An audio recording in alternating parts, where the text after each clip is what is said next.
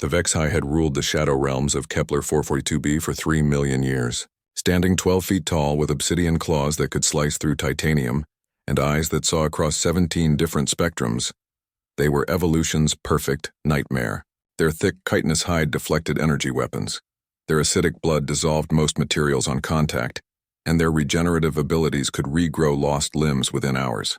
They feared nothing. Until today. Commander Sarah Chen crouched behind the twisted remains of her survey vessel, watching the massive creature stalk through the alien forest. Her crew of 12 had been reduced to 3 in the past 6 hours. The Vexhai had picked them off one by one, playing with them like a cat with wounded mice.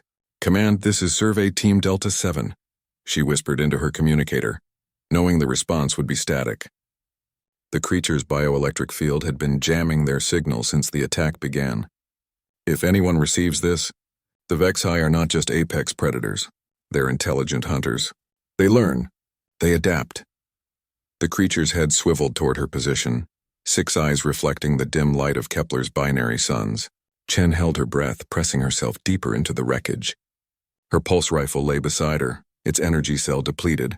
Her sidearm had 2 shots remaining, useless against something that had shrugged off direct hits from a plasma cannon.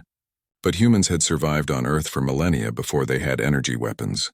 They had survived ice ages, plague, and predators far more dangerous than early humans had any right to face.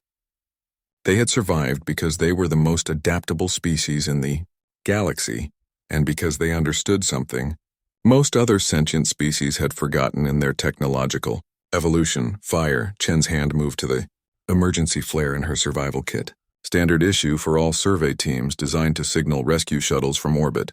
But fire was humanity's first tool, first weapon, first source of power.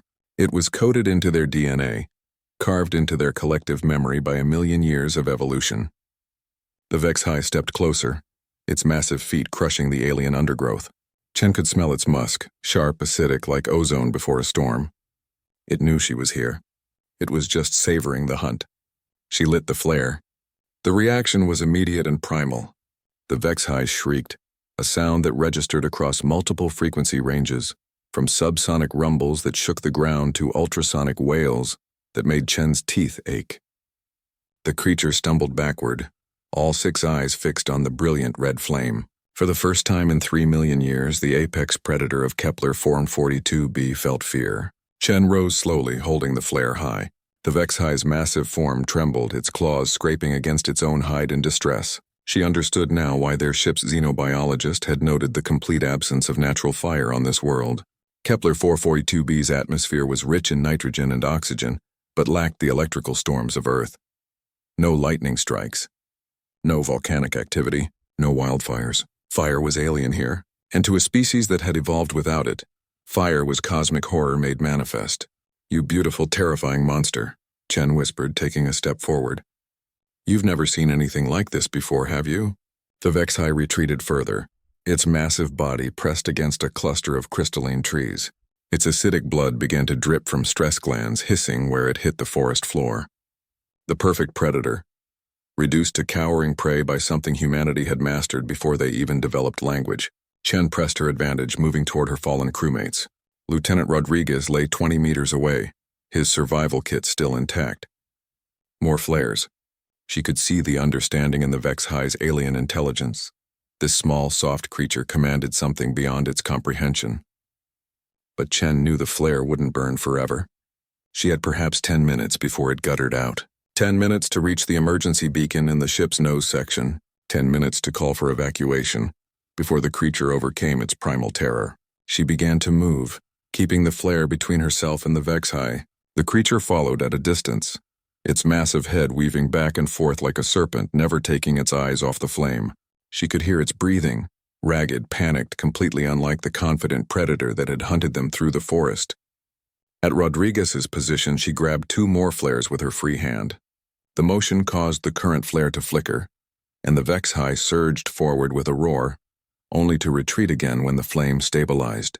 "Fire," she said to the creature, her voice carrying across the clearing. "The first technology, the foundation of civilization. We carried it from our caves to the stars." She lit a second flare, and the Vexhai's shriek reached a new octave of terror. "This is why humans spread across the galaxy. while species stronger and smarter than us stayed on their homeworlds. We don't just adapt to our environment. We change it. The ship's beacon was close now. She could see the twisted hull, the communications array somehow still intact. 30 more seconds. The first flare began to sputter. Chen lit the third, dropping the dying flame. The Vexhi's eyes tracked both. The terror of the living fire, the relief at the dying one. It was learning, calculating. When the flames died, it would resume its hunt. But humans were always thinking ahead. Chen reached the beacon and activated the emergency transmission. Her voice cut through the creature's jamming field on a priority channel. "This is Commander Chen. Survey Team Delta 7 requests immediate evacuation. Drop Zone Alpha. And command? Send them down with incendiary rounds."